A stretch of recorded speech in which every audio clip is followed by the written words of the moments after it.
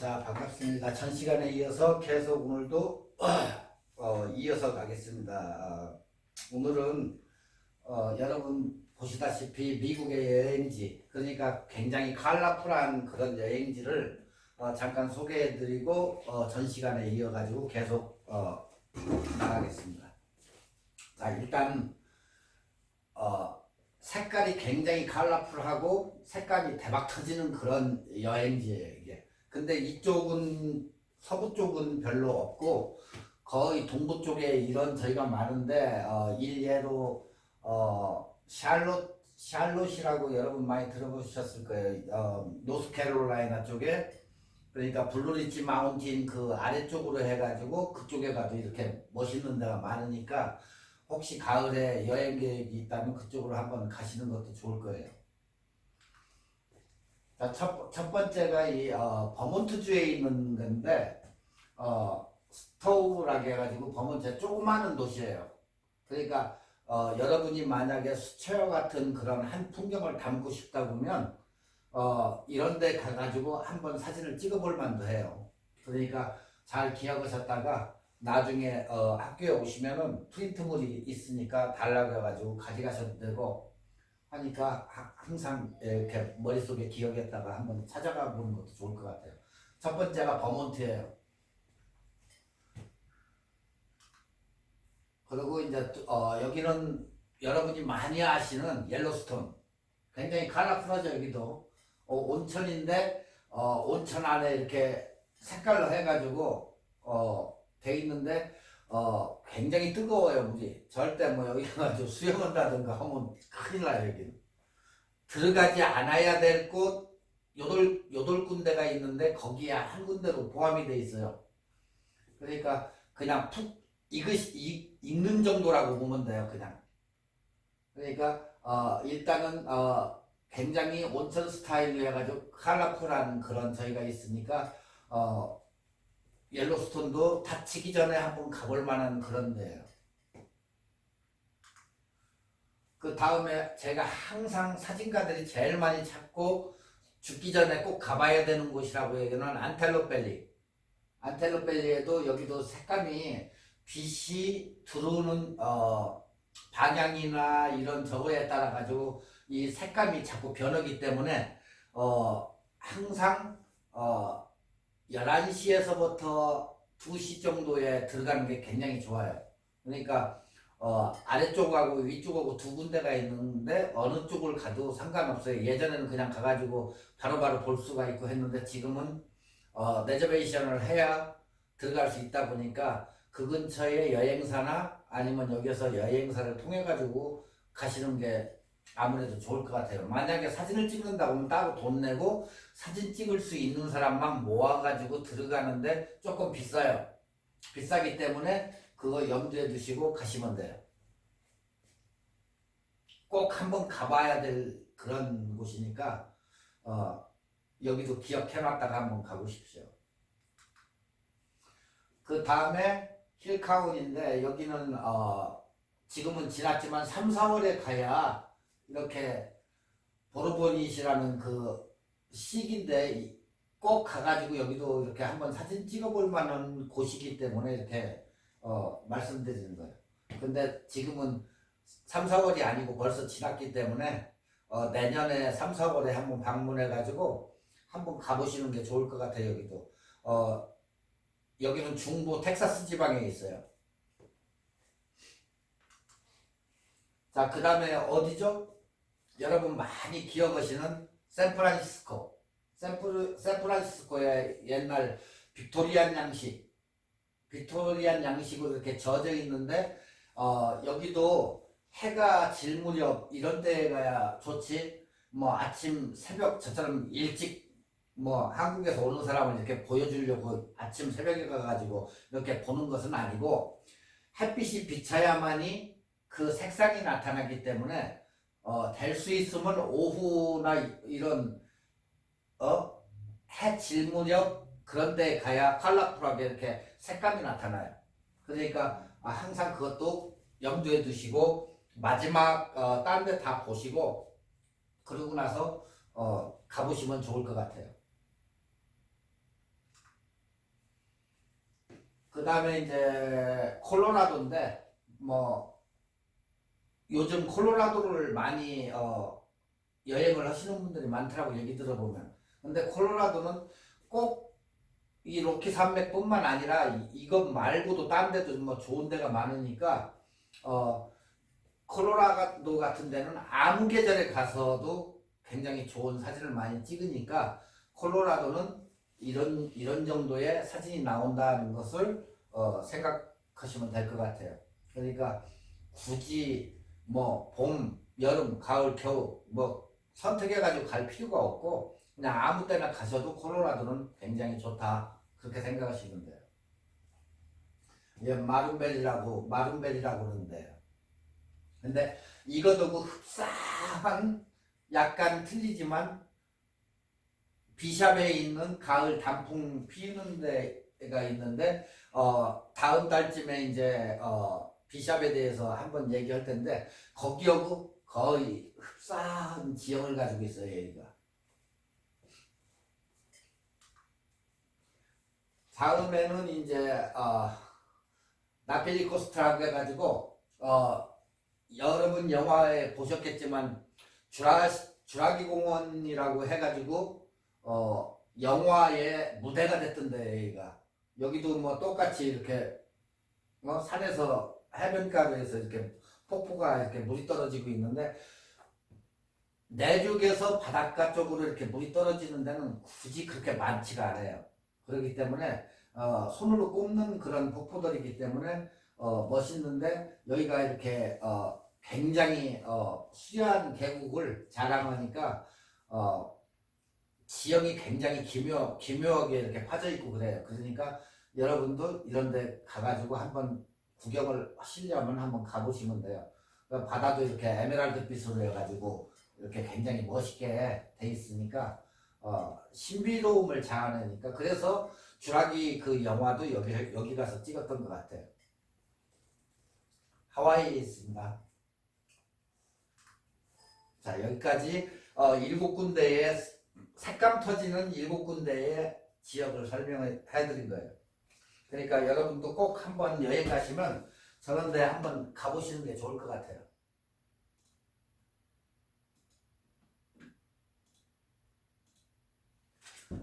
자, 전 시간에 한 거 잠깐 보고 그리고 계속해서 이어가죠. 사진은 두 가지 기준이 있다고 했죠. 전자식 액정과 광화식 뷰파인더. 전자식은 우리가 그 결과치를 보고 사진 셔터를 눌러가지고 찍을 수 있는데 우리가 가지고 있는 핸드폰이나 미러레스 카메라, DSR 라이브 뷰 이런 것은 우리가 그대로 실물을 보고 셔터를 눌러서 찍지만 광학식 뷰파인더는 우리가 그 결과물을 보고 찍는 게 아니고 그냥 찍는 거죠. 이렇게 두 가지 기준이 있다. 카메라는. 그리고 이제 전자식 카메라로 노출 보정을 하는데 이렇게 밝기는 우리가 찍고자 하는 사물체가 밝기는 똑같은 변함이 없는데 노출 보정 버튼을 돌리면 돌릴수록 이렇게 차이가 있게 밝은 데서부터 자꾸 어두워지는 그런 것을 느낄 수 있다는 거. 그리고 전체 측광하고 노출 보정인데 이제 전체 측광 상태로 맞추고 노출 보정 다이얼을 돌려서 밝게 찍거나 어둡게 촬영을 할 수 있다는 거. 그리고 어두울 때는 어둡게, 밝을 때는 밝게 노출 보정을 하셔가지고 사진을 찍으면 돼요. 그러니까 여러분이 노출 보정이든 뭐든 이렇게 보셔가지고 아 이게 제일 나한테는 맞다. 자기가 의도하는 그걸 갖다가 찍으시면 돼요. 그러니까 결국에 여러분 취향에 맞추라는 거예요. 누구 신경 쓰지 말고 내가 봤을 때 제일 이쁘다 할 때에 그 노출 보정을 거기에다 맞춰가지고 찍으시면 돼요. 뭐 굳이 표준이다 이렇게 안 해도 된다는 얘기죠.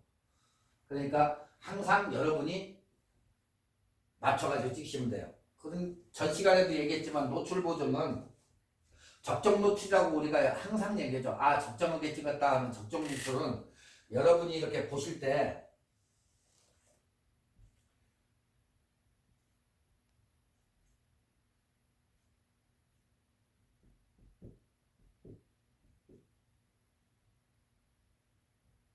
카메라에 보시면 조그 다이얼을 이렇게 돌려보시면 이게 아래에서 움직이실 거예요. 뷰파인더 밑에 보면 선이 있어요. 이렇게 눈금선이 있는데 조그 다이얼을 돌리면 이게 움직인단 말이죠. 왼쪽으로 가든 우측으로 가든. 근데 이 다이얼 이 눈금이 돌려왔을 때 위로 올라가면 스텝 에 올라가면 올라갈수록 굉장히 밝아진다. 위로 올라가면. 근데 반대로 아래로 내렸을 때는 조그 다이얼을 반대로 내렸을 때는 어떻게 되죠? 어두워지죠. 어두워. 그래서 항상 가운데 수치인 여러분이 쉽게 이렇게 가운데다 놓고 찍을 때 여기가 제로인데 여기에 제로일 때가 적정 노출이라고 보시면 돼요. 이게 적정 노출이에요.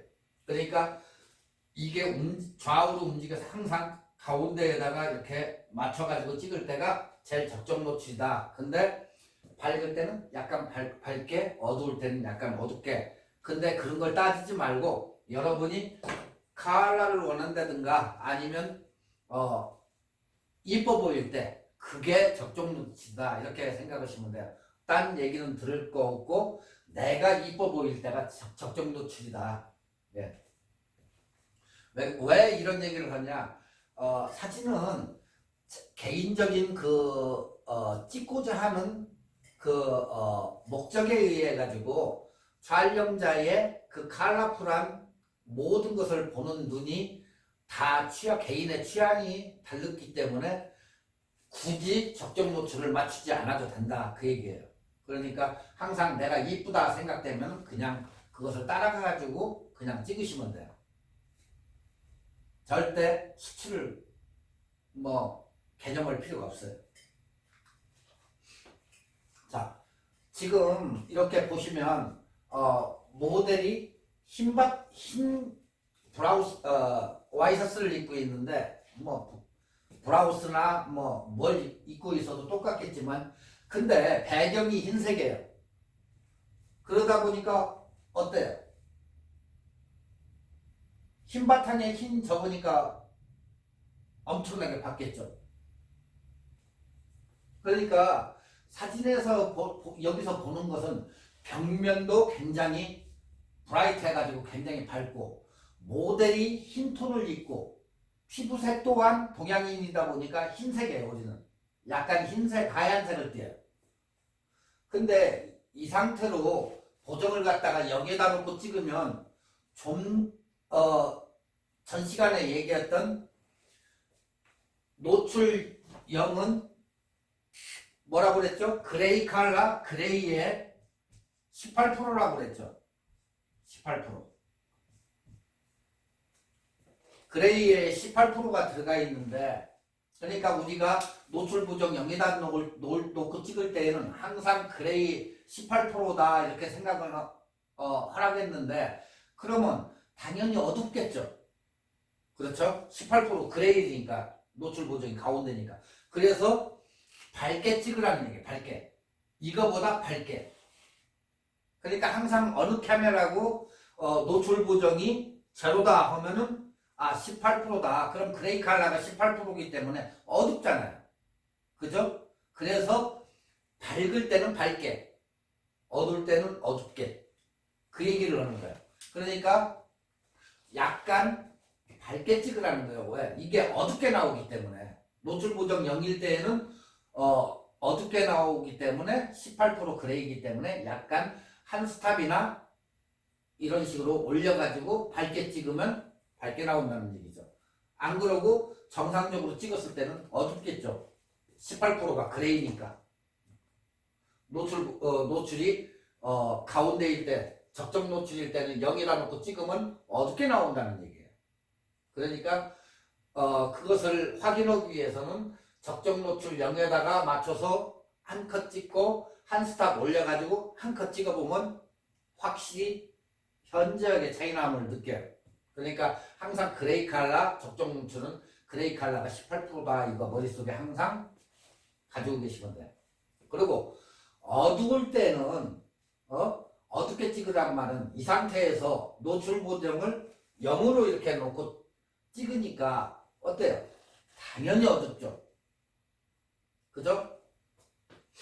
그러니까 이 상태보다 노출을 0으로 놓고 찍으면 밝게는 찍히겠지만 사진이 어때요?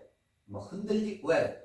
셔터 스피드 값이 없기 때문에 흔들리거나 약간 감도가 올라가서 이런 문제가 되기 때문에 약간 어둡게 찍는 것도 무방하다.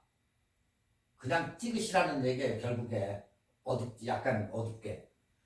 왜 그러냐면 감도를 올려야 되고 하다 보면 사진이 흔들린 사진 나오고 하니까 그냥 우리가 일반적으로 그냥 어둡게 찍어라. 상관없다. 그 얘기예요. 왜 그러냐면 사진이 약간 이렇게 어둡게 찍을 때가 더 이뻐요. 밝을 때보다. 네, 특히 야간에는 더 그렇습니다. 아시겠죠? 자, 18% 그레이가 지금 여기도 보시다시피 적정 노출을 딱 해가지고 찍으면 18% 그레이는 이런 컬러예요. 지금 이 벽면은 그래서 밝게 찍으라는 거야. 자, 얼굴을 보시면 동양인이기 때문에 지금 약간 어때요? 우리 컬러를 가지고 있죠? 아시아톤이니까. 근데 흑인과 백인이 만약에 바뀌어졌다고 모델이 흑인이나 백인으로 됐다고 치면 이게 또 달라져요. 지금 제가 예를 들어 가지고 한국 사람이나 동양 사람을 놔두고 이렇게 할 때는 우리가 보통 일반적으로 피부톤은 플러스 0.3에서 0.7 정도가 아시아인이에요. 아시아인. 그러니까 항상 플러스 0.3이나 0.7 정도에다가 이렇게 맞춰놓고 찍으면 좋다. 그 얘기예요, 이게. 피부톤은 항상 플러스 0.3이나 0.7 정도는 아시아 사람한테 잘 맞는다. 그래서 세팅을 0.3이나 0.7 정도로 해주면 잘 나와요. 그리고 그레이하고 비교되는 게 이렇게 표시가 18% 그레이인데 이런 식으로 나온다는 거죠. 그래서 항상 한국 사람들 저거는 플러스 0.3에서 0.77에다가 세팅을 해놓고 찍으면 좋다. 그렇게 얼굴 인식하고 자동 보정을 하면 좋다는 거예요.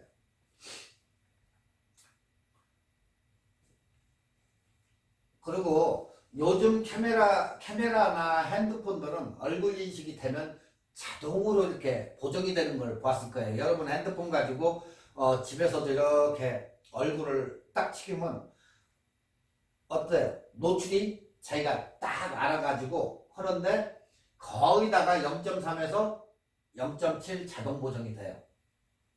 왜? 그게 동양 사람들한테는 아주 잘 맞는 보정이기 때문에 이렇게 나오는 거예요.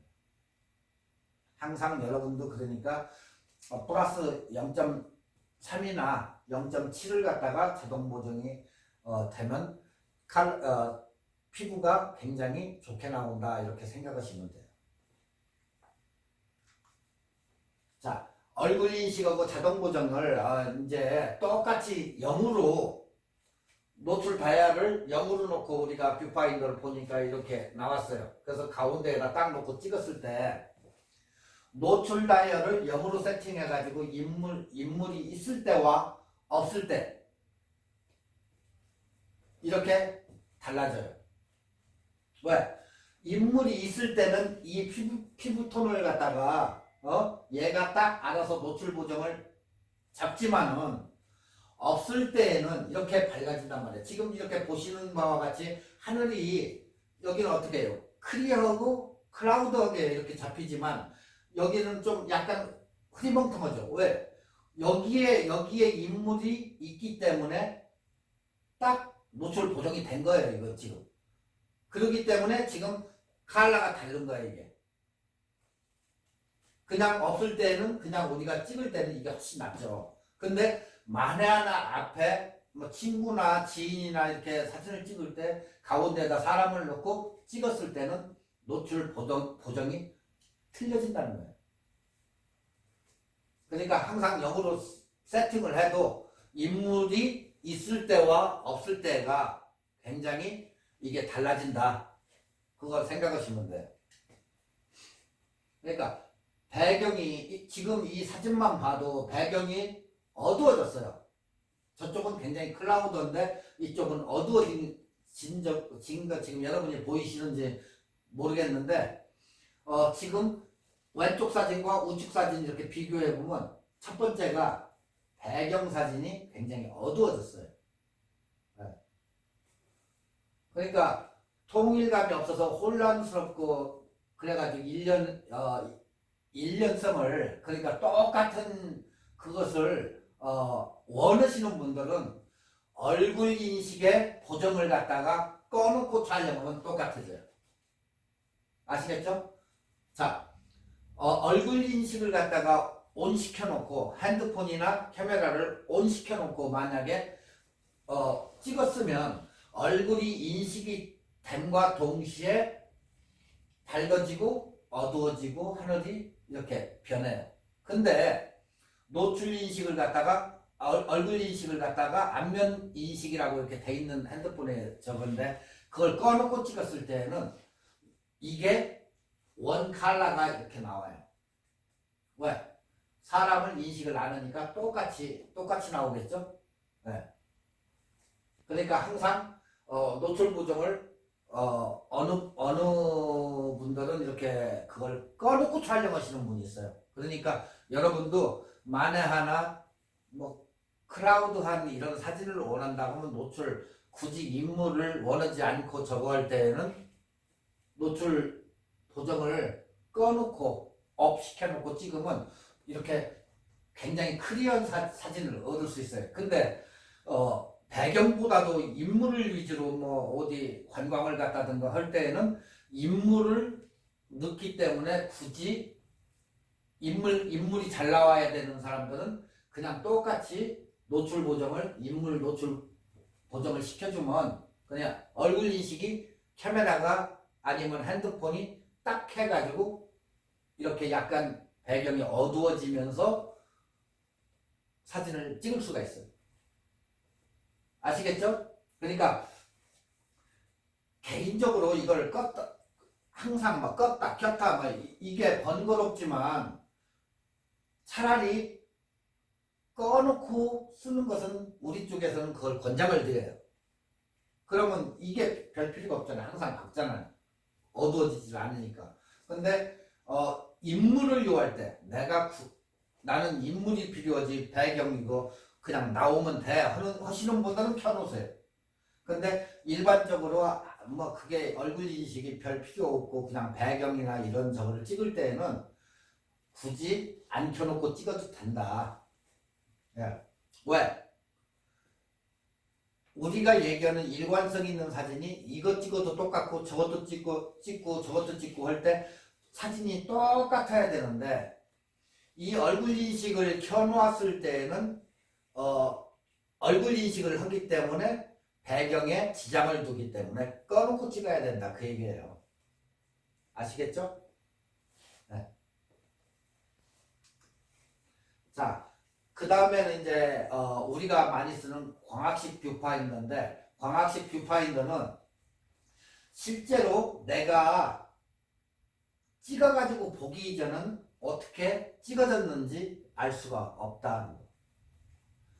대표적인 광학식 카메라는 우리가 이제 라이카 여러분도 많이 아시는데 라이카는 작고도 비싸요. 카메라가 라이카가 대표적인 광학식이에요. 그러니까 이 카메라는 노출 보정 다이얼을 이렇게 돌려도 밝아지거나 어두워지는 것을 전혀 알 수가 없어요. 표시가 안 나니까 볼 수도 없어요. 찍고 나가지고 그걸 봐야만이 알 수가 있어요. 이 대표적인 게 라이카 카메라예요. 뭐 요즘 새로 나온 카메라들은 뭐 그거 뭐 좋아진 저것도 있지만은 전혀 라이카 카메라는 노출 보정 다이얼을 뭐 돌리든 뭐든 변화가 없어요. 찍고 나가지고 그걸 확인을 해야 되기 때문에 그래서 이 광학식 카메라들이 난이도가 높다 이렇게 얘기를 할 수가 있어요. 그러니까 소니 미러레스나 이런 것은 우리가 직접적으로 보고 이게 이렇게 어두워졌구나 뭐 이런 것을 다 알 수 있지만 광학식 카메라들은 그게 전혀 자기가 보는 스크린에 나타나지 않는다는 거죠. 그래서 여러분이 찍을 때 꼭 한 장만 찍지 마시고 뭐 여러 장 이렇게 찍어가지고 비교 분석하면서 후 보정을 선택을 하던 해가지고 사진을 좋은 걸로 걸러내는 그런 방법이 있어요. 그리고 사진은 너무 밝게 찍는 것은 어떻게 후 보정할 때 아주 곤란을 느껴요. 그러니까 항상 약간 어둡게 찍으라는 거예요. 네. 나중에 내가 이것을 밝게 한다? 그건 돼요. 근데 너무 밝게 찍은 것은 검게가 만들려고 하면 보통 복잡한 게 아니에요. 그게. 그리고 사진도 이상해지고. 그러니까 항상 뭐 어느 정도 것 이렇게 밝게 찍어야지 너무 밝게 오버노출 시켜가지고 그걸 교정을 시킨다? 그것은 굉장히 어렵다 이렇게 생각하시면 돼요. 뭐 포토샵에다 넣든 뭐 포토스케이프에다 넣든 나이트룸에다 넣든 너무 밝게 찍힌 것 사진은 교정하기가 어렵다. 그 대신 반대로 어둡게 찍은 것은 밝게 교정이 어느 정도는 되고 아주 밝게 이렇게 하려고 하면 노이즈가 생기죠. 거뭇거뭇하게. 그래서 아주 또 어두운 것도 어느 정도 것 교정을 해야지 너무 밝게 이렇게 교정을 하면 노이즈가 많이 생기니까 그걸 참고하시면 돼요. 그러니까 결국에 축광 모드는 이러한 난이도 때문에 굉장히 사람들이 고민을 많이 해요. 요즘은 막 카메라가 더 이렇게 발전돼 가지고 나오기 때문에 뭐 약간은 그런 옛날처럼 그런 적은 없지만은 하여튼 광학식 카메라들은 난이도가 이렇게 있어요.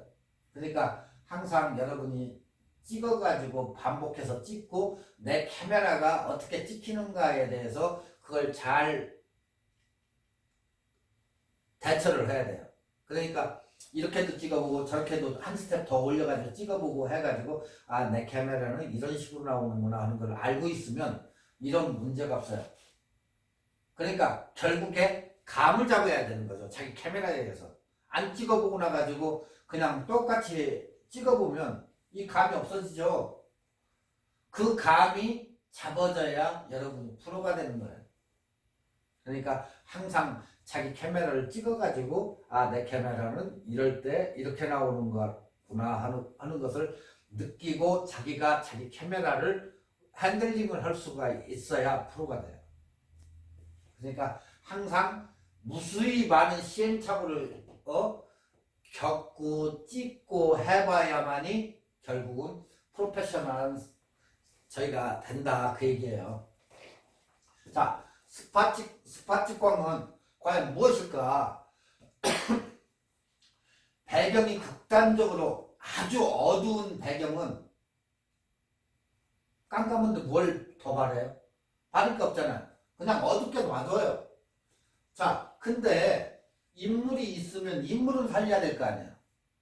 그죠? 배경이 깜깜한데 그걸 뭐 어떻게 살리겠다는 거예요.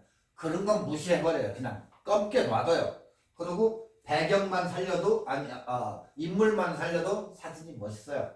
까마는 부분에 사람만. 그러니까 우리가 찍을 때 야경 사진 인물만 잘 나오면 되지 무슨 야경이 필요해요. 그죠? 그렇기 때문에 검게 나오는 것들은 그냥 버려요. 과감하게. 그걸 한 가지를 버려야지 두 가지를 살릴 수는 없어요. 그렇기 때문에 극단적으로 아주 깜깜한 저거는 버리고 인물만 위주로 해서 이쁘게 나오면 된다 이렇게 생각하시면 되고, 두 번째, 적당한 정도의 역광 상황, 배경이 많이 날아가지 않게 주의하자 그 얘기예요. 역광이 심할 때는 스팟으로 촬영하면 돼요. 스팟으로. 그 땅에서 너무 극단적으로 밝아지면 사진이 어떻게 되죠? 다 날아가죠? 그러니까 모델 여기에서 보듯이 이 사람을 갖다가 사진을 찍을 때 약간 그림자져 있어요. 네? 왜? 역광이 있기 때문에 뒤쪽이나 좌우에서 이렇게 비칠 때 역광이면 얼굴이 검어지겠죠. 아무려면. 그렇죠? 이 정도면 그 상관이 없는데 역광이 심하면 어떻게 돼? 배경 꽃들이 밝아지죠. 그러면 어떻게 돼요? 날아가죠. 흰색으로. 그래서 그걸 주의하셔야 된다는 거예요. 그러니까 역광일 때에 굉장히 밝으면 꽃이 정상적으로 보이지 않고 색이 다 흐트러져서 날아가서 흰색으로 보인다는 거죠. 그냥. 아시겠죠? 항상 역광은 해변에 가서 창가에 앉아 있는데 바다를 이렇게 찍는다든가 할 때도 바다가 하얗게 보여가지고 바다인지 저게 흰 벽인지 구분이 안 가요. 그게. 그러니까 역광일 때는 항상 그것을 자기가 조금 약간 움직이거나 해가지고 그 바다를 찍는다든가 하면 모르는데 실내에서 창가에 기대 앉은 사람을 갖다 찍으려고 할 때 보면은 카메라 뷰파인더로 봤을 때 뒷배경은 하얗게 다 날아가요. 절대 안 나와요. 그거. 자, 지금 여기 이제 방금 설명했던 게 나왔는데 여러분의 그때는 감으로 찍는 거예요. 내 감으로. 그리고 실패했다고 해가지고 어려워할 거 없어요. 그 노하우를 터득해가지고 여러분이 찍는 거기 때문에 특히 역광에서는 아주 어렵다는 거예요, 이게. 자, 밝게 찍으면 하얗게 변해버려요. 여기를 밝게 찍으면 하얗게 변해버려요, 이게. 네? 그리고 사람을 찍으면 어떻게 돼요? 이쪽 빛이 강하기 때문에 피사체는 시커멓게 나와요. 그죠? 이럴 때는 답이 없어요. 이건 누구를 막론하고. 네? 자, 그러면 인물이 밝게 찍히면 노을이 어떻게 돼요? 날아가겠죠? 자, 둘 중에 하나를 살려요. 만약에 여기를 더 환하게 인물을 해야 되겠다 하면 어떻게 돼요? 조명을 사용한다. 프레쉬를 해야 된다는 얘기가 나와요, 이게. 그러니까 이쪽은 한쪽은 어둡고 밝게 찍어가지고 밝은 부분을 갖다 그냥 찍었더니 여기는 하얗게 날아가 버려요. 그러니까 어느 정도 어둡게 찍어도 멋있는 사진이 되니까 굳이 인물을 살리고 싶다. 그러면 이쪽을 버리던가 이쪽을 둘 중에 양자택일을 해라 그 얘기예요. 안 그러면 인물을 살리려면 여기다 프레쉬를 갖다가 터트려주면 인물은 살아나잖아요. 그 대신 노을이 나가겠죠. 그러니까 항상 노을을 살리고 이렇게 검은 부분으로 역광이 됐을 때 찍으면 이것도 멋있어요. 그렇기 때문에 차라리 검정색으로 하든가 아니면 뭐 후보정을 해야 되겠죠. 다시 또 집에 가가지고 나이트룸이나 포토샵을 해가지고 후보정을 하면 돼요. 어느 정도는. 그렇지만 완전하게 살지는 않는다는 거죠. 그러니까 둘 중에 하나를 포기하는 게 낫다 그 얘기예요. 자, 지금 이게 이제 포토샵에다 넣고 이제 후보정을 넣은 사진이에요. 자, 지금 사진을 찍었어요. 이렇게. 뒤쪽이 어때요? 하늘하고 바다가 정상적으로 나왔죠. 네? 자, 근데 후보정을 해가지고 더 진하게 나오는 대신에 이게 원본 사진이구나. 원본을 찍었는데 이렇게 검게 나왔어요. 그래서 후보정을 시켜가지고 밝게 했어요. 밝게 하니까 원본 사진에 하늘이 나타났는데 여기는 하얗게 변해버립니다. 그러니까 반대로 반대로 이렇게 하면 지금 이렇게 후보정을 해가지고 이렇게 나온 사진이에요. 자, 하늘이 어떻게 됐어요? 하얗게 변해버렸죠. 이런 식으로 돼버린다는 거예요. 바다도 아주 브라이트하게 변해버렸죠. 차라리 어둡지만은 약간만 후보정을 해가지고 어느 정도만 이렇게 하면 되는데 너무 밝게 저거 하면 하늘과 이 뒤쪽 배경이 다 하얗게 변해버린다는 거예요. 근데 이렇게 하얗게 한 것을 갖다가 후보정을 하면 그래도 어느 정도는 살릴 수가 있다. 그 얘기예요, 지금 이게. 그러니까 여러분도 꼭 이렇게 역광할 때는 뒷배경을 항상 신경을 쓰셔야 된다는 얘기죠. 잘못하면 다 하얗게 날아가니까. 아시겠죠? 자, 지금은 방금 앞에서 봤던 사진, 원본 사진, 보정된 사진, 노출에 완전히 다 날아간 사진. 네. 자, 이렇듯이 후보정도 어느 정도 것이지 완벽하지는 못해요. 후보정도. 그러니까 여러분이 포토샵에다 넣던 라이트룸에다 넣던 어느 정도 거 살리는 거지 절대 100% 살릴 수는 없다. 네. 왜?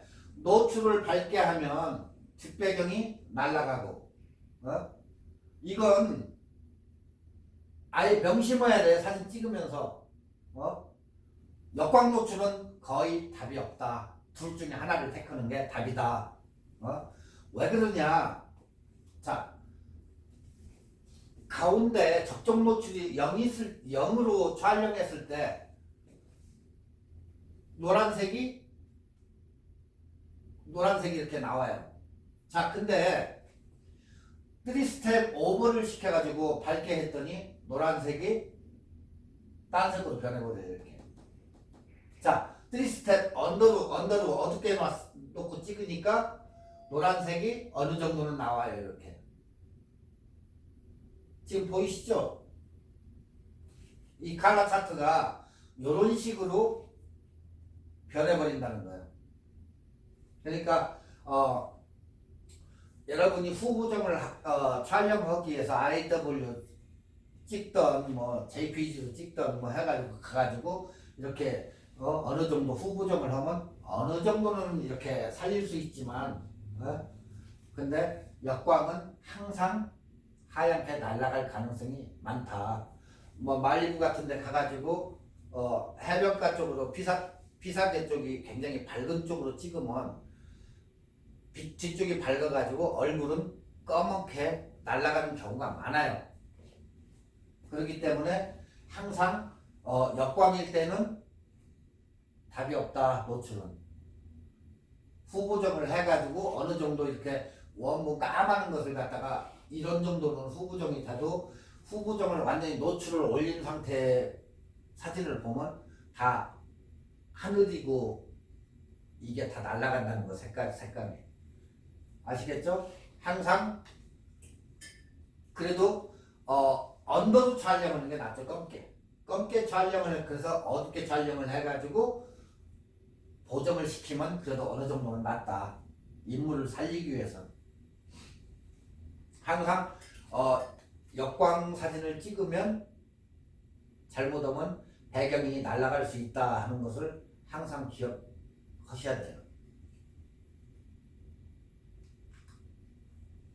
자, 지금 이게 우리가 정해진 점스탑 제로에다가 놓고 찍었어요.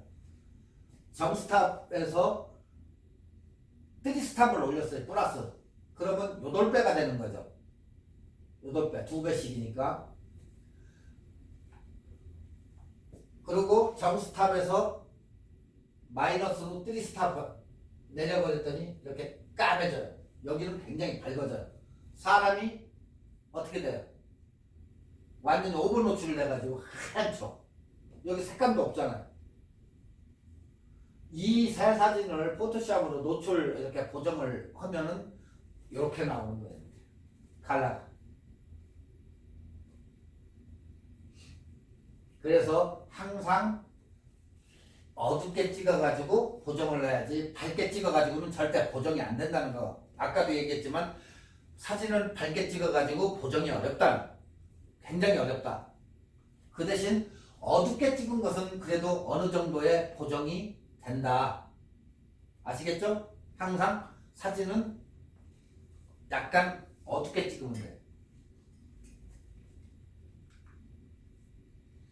자, 이제 마지막으로 이제 카메라는 제조사마다 특성이 있어요. 어느 카메라고 소니는 소니, 캐논은 캐논, 나이콘은 나이콘 제조사마다 그 특성이 있는데 그 특성마다 다 다르기 때문에 내 사진 카메라는 어떤가 한 번씩은 테스팅을 해봐야 돼요. 그러니까 여러분 카메라를 끄집어내 가지고 한 번씩 찍어보세요. 테스트를 해가지고 내 카메라는 이렇구나 하는 것을 알고 계셔야지 그래야 내 카메라의 특성을 알아요. 그러니까 후보정을 위한 촬영 정답 없어요. 이건 왜? 각자의 카메라 제조사마다 틀리기 때문에 그래. 카메라가. 그러니까 여러분이 직접 찍어보시고 뭐 아니다 할 때는 그냥 포기하는 게 하나의 방법이다. 이거 스트레스 받으니까 그럼 나 이거 카메라 사진 안 할래 이렇게 돼버리는 경향도 있어요. 그러다 한동안 안타가 이제 하다 보면 그게 조금씩 다시 늘어가지고 사진이 어느 날 팍 늘어요. 사진은. 그러니까 노답일 때는 그냥 포기하고 나중에 물어봐서 찍든지 아니면 그냥 포기하는 것도 하나의 답이에요. 괜히 스트레스 받을 거 없어요. 안 되면. 네. 왜? 스트레스 받으면 나 사진 안 할래 이렇게 딱 나온다니까요. 그리고 장롱에다 갖다 박아보세요. 카메라를. 그러니까 장롱에 들어가기 이전에 그냥 편안하게 스트레스 받지 말고 쉬었다가 다시 시작을 해가지고 보시면 되고 그것을 갖다가 그냥 한 번씩 내 카메라는 어떤가 하고 찍어가지고 자기 카메라가 제조사마다 다르기 때문에 그것을 어떤지 그것을 한번 연구해 보는 것도 좋아요. 그리고 특히 역광은 좀 찍기가 좀 애매모호해요. 이렇게. 그렇기 때문에 너무 스트레스 받을 필요가 없다. 아시겠죠? 자, 이제 후보정을 위한 것은 여러분 아시다시피 포토샵하고 라이트룸 두 가지 프로그램을 쓰시면 돼요.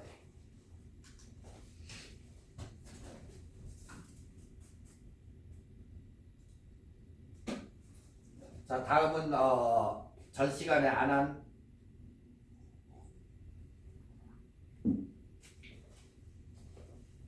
이제 패닝샷인데 전 시간에는 그냥 패닝샷에 대충 패닝샷이 어느 거라는 것을 했는데 이제 패닝샷을 즐기는 거죠. 즐기는 거. 패닝샷이 뭐예요?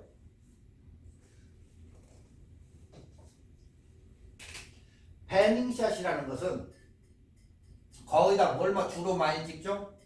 스포츠 경기 굉장히 빠른 부분이나 자동차 스포츠카를 찍는다든가 달리는 자동차 아니면 달리는 자전거를 타고 가는 사람 이 자동차가 거의 주된 이유가 패닝샷인데 일단 물체가 우측에서 왼쪽으로 간다고 이렇게 치면 여기에서 카메라를 가지고 여기서부터 잡아가지고 지나가는 자동차를 자체적으로 몸을 움직이면서 찍는 게 패닝샷이에요. 연사로 찍던 한 장씩을 찍던 한 장 찍으면 가겠죠. 그래서 연사로 착착착착 찍는데 찍을 때 그냥 우리가 카메라로 스포츠 같은 것을 찍을 때 어때요? 정지된 상태로 찍죠. 사진이. 스피드만 올려가지고 찍을 때는 사진이 딱 정해진 규격으로 해서 딱 나와요. 하얗까지. 그렇지만 패닝샷으로 찍었을 때는 달리는 배경이 배경이 어떻게 되죠? 생동감 있게 변하죠. 쫙 생동감 있게 변하고 타야도 돌고 있고 차는 정지한 상태로 사진을 찍을 수 있고 이게 바로 패닝샷이에요. 그러니까 차가 달리는 방향으로 같이 내 카메라도 움직이면서 연사로 차차차차차 이렇게 찍는 거죠. 그러면은 스피드감이 있겠죠. 굉장히 타야는 타야대로 돌아요. 이렇게 도는 식으로 찍혀요. 이게 바로 패닝샷이에요. 그러니까 패닝샷을 그냥 일반적인 패닝샷으로 찍지 말고 패닝샷을 얼마나 내가 즐기면서 멋있게 찍을 것인가 이런 창의적인 것을 얘기하는 거예요. 창의적인 거. 그러니까 새가 날아가는데 그 주변부 여기 보트를 타는데 보트의 주변부 자동차 타고 가는데 뒷배경 보세요. 뒷배경 같은 게 확 스피드감이 더 극대화되죠. 그래서 이 패닝샷을 찍는 거예요. 우리. 자, 지금 여기 이 미국 아저씨가 패닝샷을 어떻게 찍는지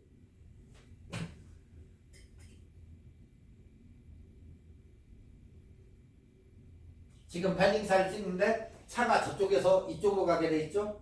오토바이도 그러고 한번 보세요. 어떻게 찍는지.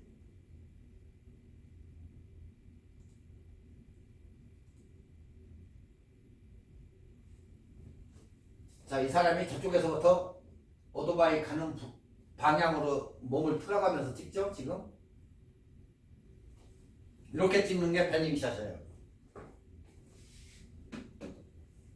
아시겠죠? 패닝샷이 말 그대로 어떻게 찍는지? 몸을 움직여서 자동차나 피사체가 움직이는 방향을 따라가면서 찍는다.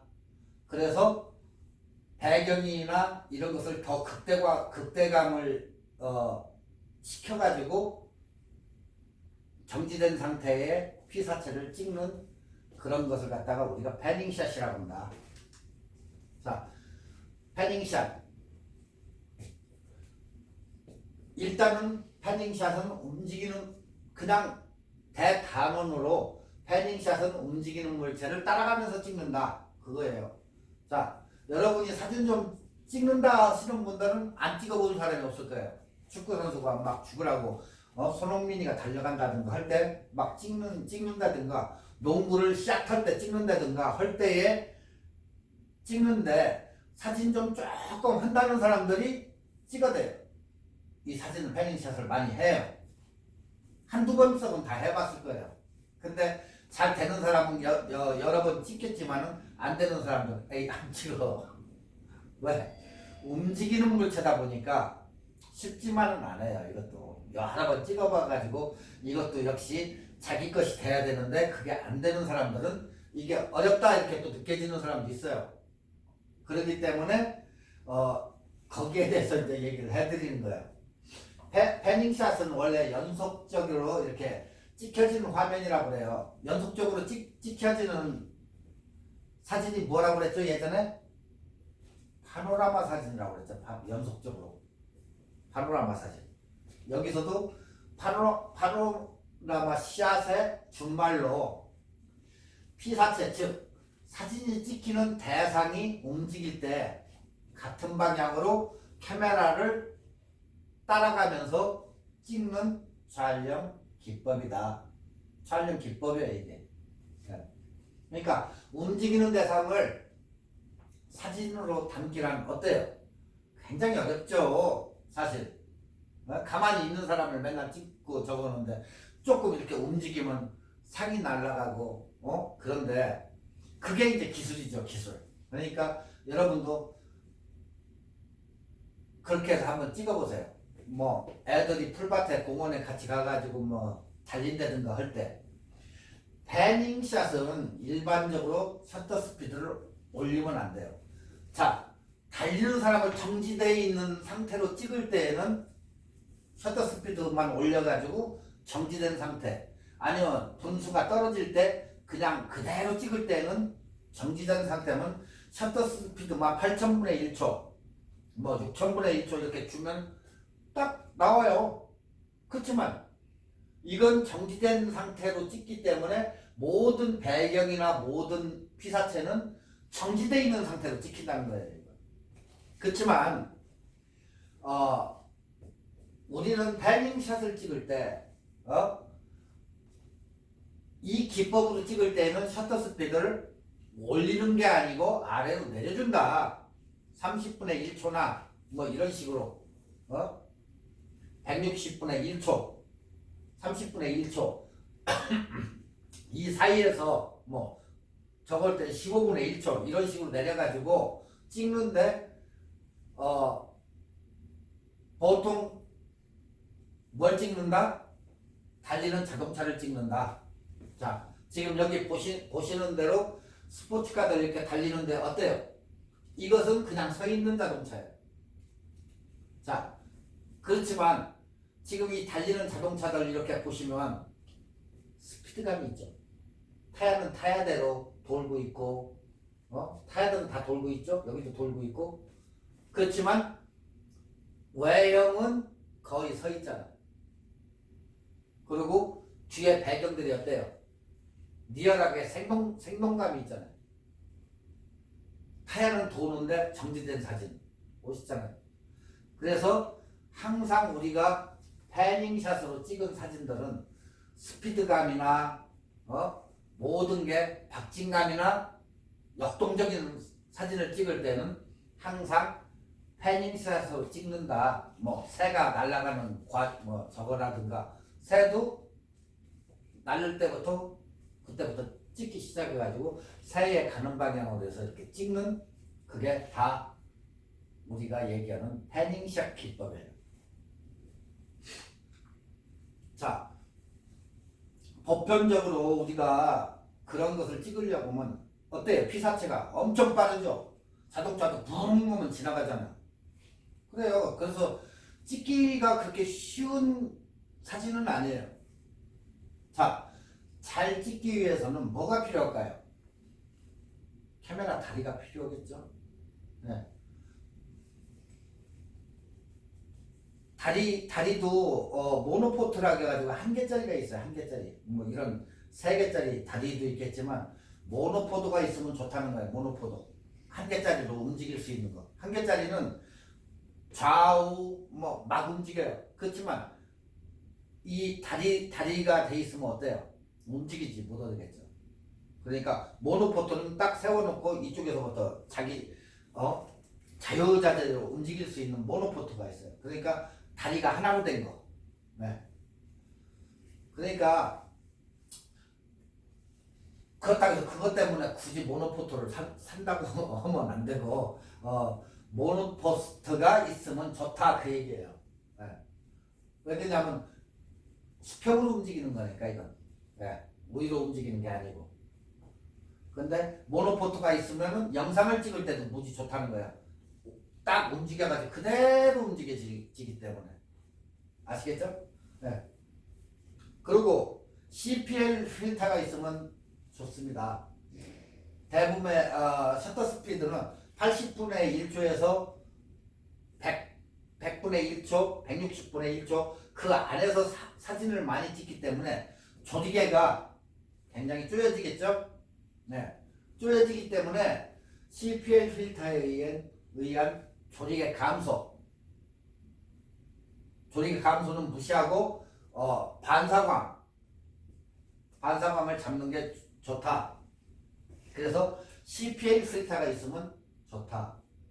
그리고 세 번째 동체 추적, 자동 초점과 연사가 잘 되는 카메라. 요즘은 연사가 굉장히 좋죠. 카메라들이 옛날 카메라들은 연사가 잘 기껏해야 3장 이렇게 했는데 지금은 골프 선수가 골프를 딱 칠 때 36연사 16연사 해가지고 이렇게 찍혀가지고 보면은 그 사진이 연결이 되잖아요. 그런 식으로 해가지고 골프 선수들 이렇게 치는 게 딱딱딱딱 잡혀가지고 찍는 게 그게 연사 모드예요. 그러니까 연사가 잘 되는 카메라가 있으면 굉장히 좋다. 80분의 1이나 100분의 1초로 따라가면서 연산을 찍을 때 가장 좋다 그 얘기예요.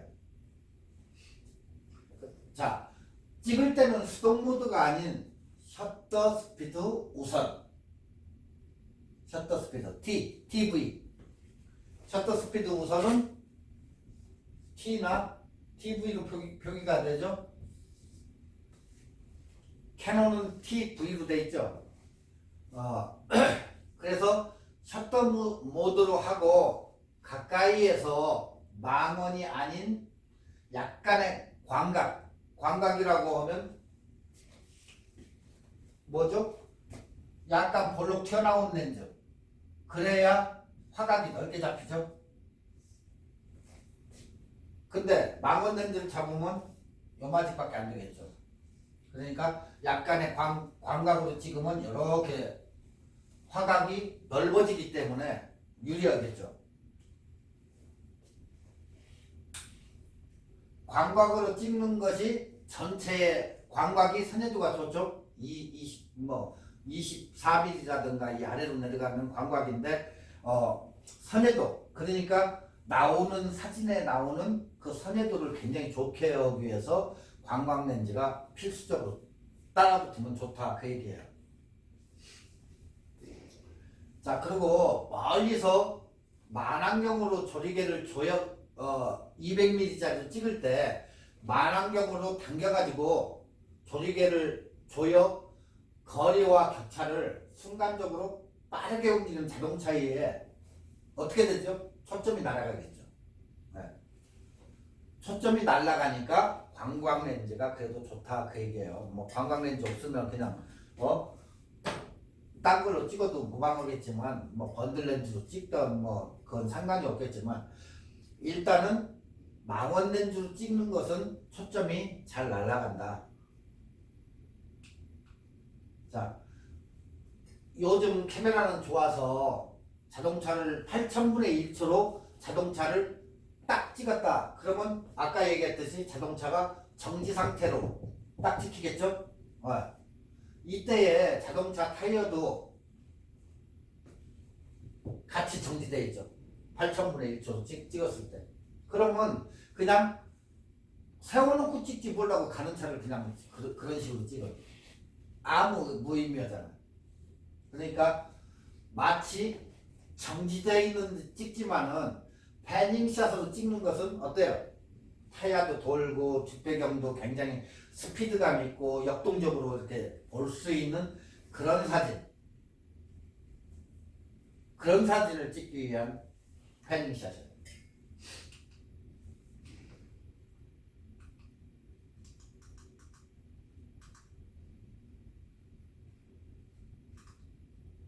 자, 패닝샷을 뭐 찍기 위해서 준비물이 있는데 망원계통에 뭐 아웃포커싱 뭐 렌즈 하나, 그 다음에 삼각대,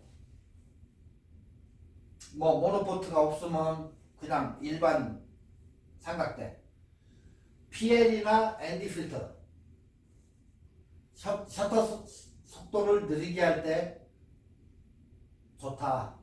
PL이나 ND 필터. ND 필터는 어디에 쓴다고 그랬죠? ND 필터는 빛이 굉장히 센데 대낮에 뭐 장례식장을 간다든가 아니면 해변가를 간다든가 할 때 빛이 굉장히 많이 내려지는데 그런 때에 ND 필터를 써가지고 어떻게 돼요?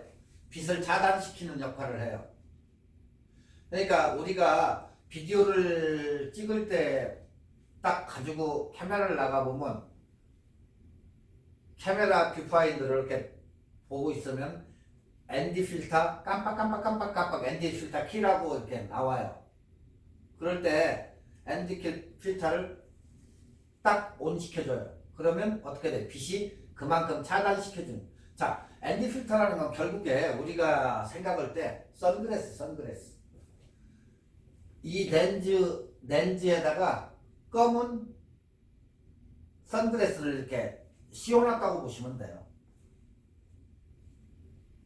딴 얘기가 아니고 결국에 그냥 검정색의 필터다 이렇게 생각하시면 편해요. 자, 근데 ND 필터를 쓰는 데가 전 시간에 필터 시간에 얘기를 해드렸죠. ND 필터 어디다 쓰죠? 손떨림 때문에 계곡물이나 폭포나 분수나 이런 걸 찍을 때 굉장히 우윳빛으로 뽀샤시하게 찍을 때, 굉장히 역동감 있게 이렇게 찍을 때, 그런 때에 ND 필터를 쓴다고 그랬죠. 그리고 바다에 나가서 찍을 때 파도를 없애고 평평한 그런 사진들, 깨끗한 사진들 보셨을 거예요. 거기에도 이 ND 필터가 들어가요. 자, 우리가 얘기하는 사진은 그냥 파도가 넘실넘실 이렇게 되는 것은 그냥 우리가 찍어가지고 포로라고 얘기를 하죠. 근데 파인아트나 이런 데에서는 평평한 깨끗한 저거래여서 파인아트에서는 ND 필터를 써가지고 찍으면 파인아트 얘기를 하는 사람도 있어요. 그러니까 우리는 지금 파인아트를 얘기하는 게 아니고 ND 필터를 쓸 때 어떻게 이게 바닷물이나 이런 게 평평하게 깨끗해지나 이걸 얘기하는 거예요. 그러니까 ND 필터가 뭐 수치에 따라 가지고 뭐 그렇게 비싸지도 않아요. 이제 뭐 나중에 이제 한번 얘기하는데 ND 필터를 껴가지고 찍으면 굉장히 셔터 속도를 느리게 할 때 좋다. 왜? 대낮에 지금 막 500분의 1초, 600분의 1초, 막 1000분의 1초 이렇게 올라가 가지고 있으면 대낮에 그거 셔터 지금 자동차 경주장 갔는데 굉장히 빛이 밝아요. 셔터 스피드를 어떻게 낮춰요? 그거? 낮출 수가 없죠. 이럴 때는 선글라스를 끼워주는 거예요. 결국에 렌즈에다가 선글라스 하나 끼면 어두우니까 동공이 확대가 되죠. 똑같아요.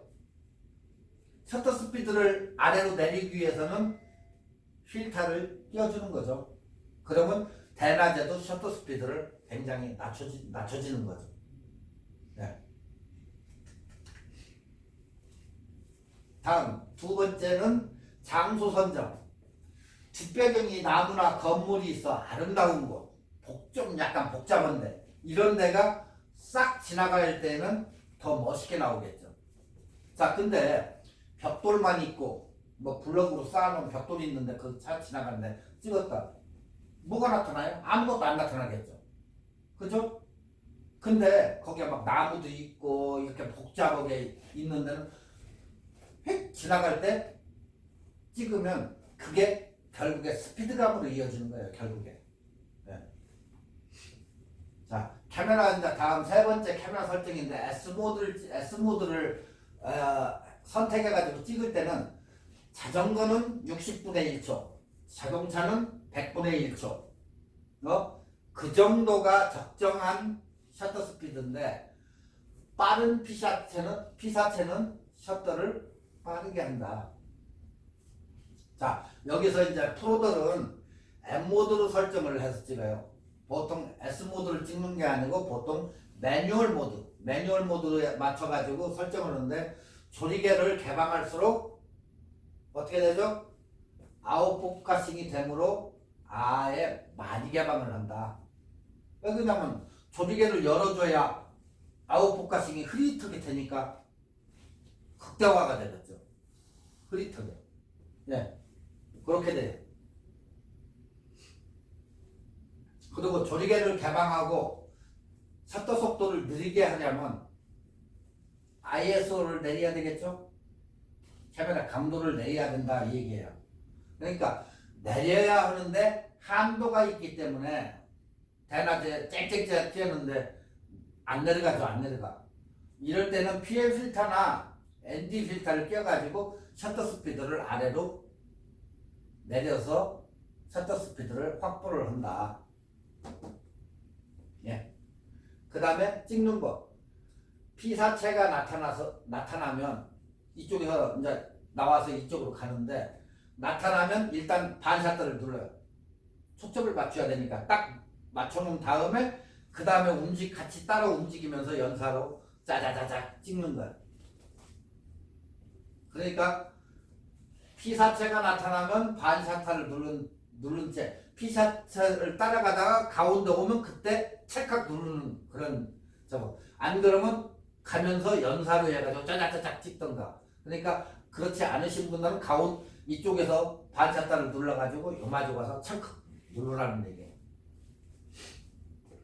찍은 후에도 카메라는 계속 피사체를 따라가야 된다. 여기서 스탑하면 안 되고 쭉 따라가면서 찰칵 찍고도 따라가라는 얘기예요. 그래야 스피드감이 있게 생기기 때문에.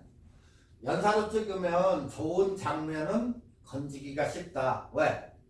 여기서부터 와가지고 딱 여기서부터 찍기 시작해가지고 가운데 지나가지고 착착착착착착 찍었을 때 여러 사진이 있기 때문에 그 중에 수가 있기 때문에 연사로 찍으라는 얘기예요. 자, 프로페셔널들은 셔터를 누를 때 렌즈를 약간 당기면서 줌인으로 그러니까 당겨서 찍으면 멋있는 사진이 된다 그 얘기예요. 약간 당겨가지고 아시겠죠? 열어주면 안 되고 조리개를 확 어느 정도 열어줘야 된다는 얘기.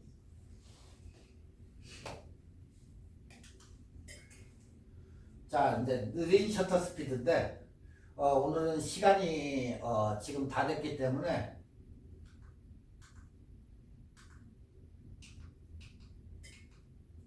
느린 셔터 스피드에서부터는 다음 시간에 다시 해드리겠습니다.